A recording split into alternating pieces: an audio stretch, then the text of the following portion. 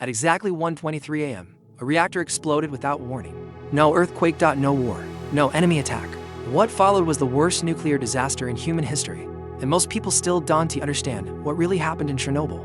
This is not a story about the explosion alone. This is a story about a place that should not exist, yet still does. Where is Chernobyl? Chernobyl is located in northern Ukraine, near the border with Belarus, about 110 kilometers north of Kyiv. The region is flat, heavily forested, and crossed by rivers that eventually flow into the Dnieper, one of Eastern Europe's most important water systems. Before 1986, Chernobyl was an ordinary Soviet town.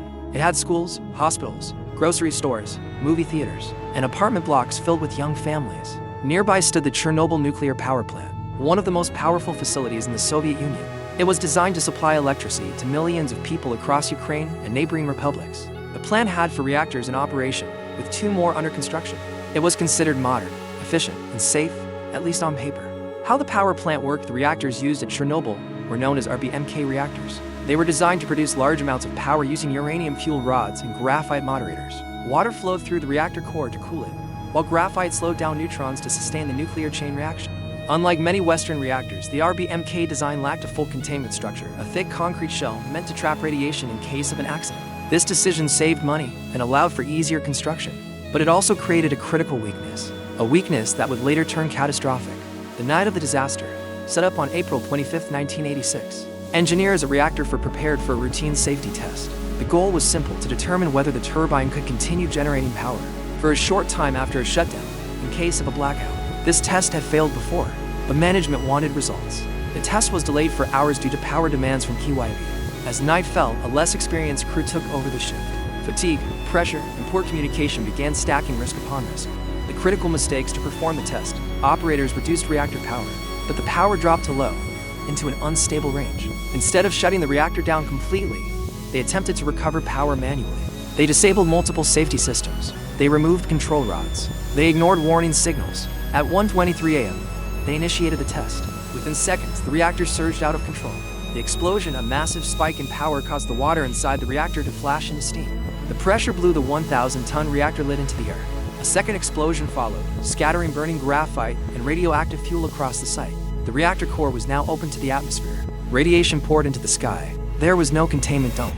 Nothing stopped it. Immediate confusion at first. Many workers didn't understand what had happened. Some believed the reactor was intact. Others thought a hydrogen tank had exploded. Radiation alarms maxed out, then failed.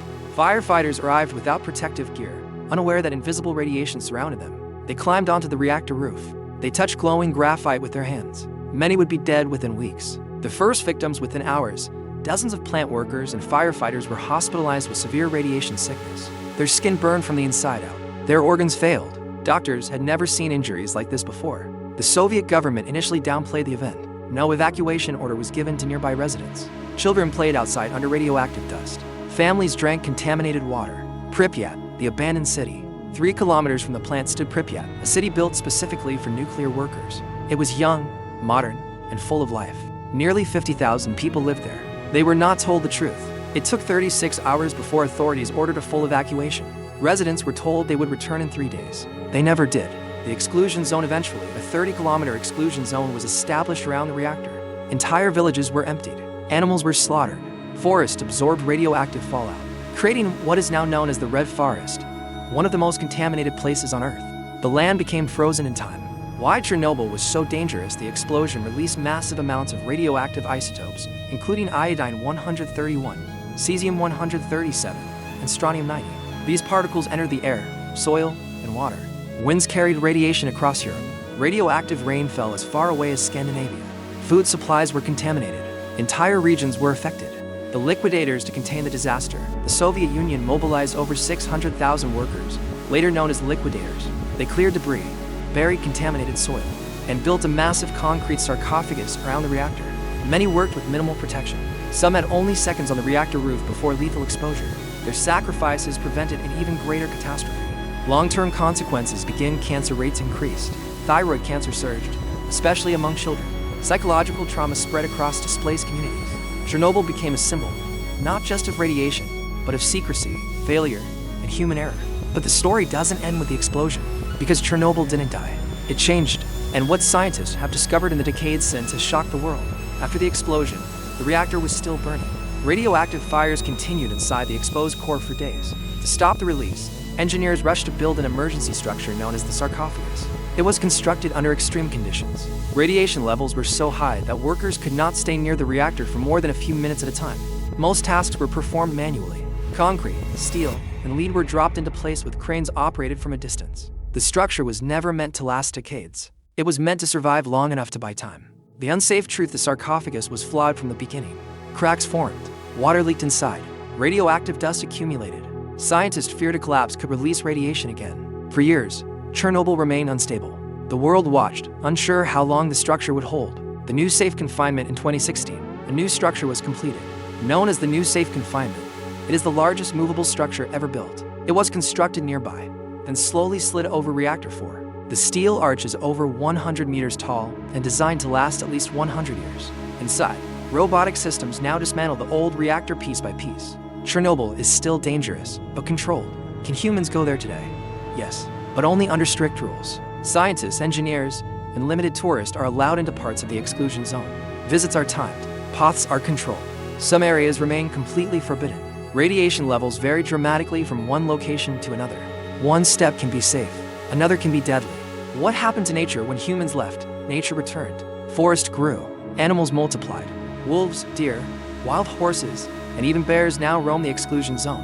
At first, scientists believed radiation would destroy ecosystems permanently, but something unexpected happened.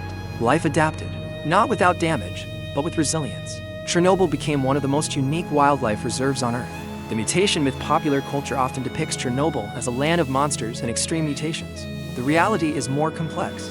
Radiation causes genetic damage, but most severe mutations do not survive. Animals with serious defects rarely live long. Instead, subtle changes occur. Shorter lifespans, lower fertility, increased cancer risk. Nature is not thriving because radiation is harmless. It survives because humans are gone. The human cost: millions were affected. Over 350,000 people were permanently displaced.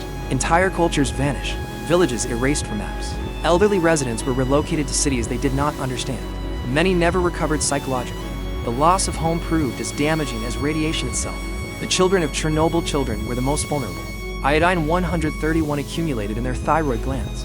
Thyroid cancer rates increased dramatically in exposed regions.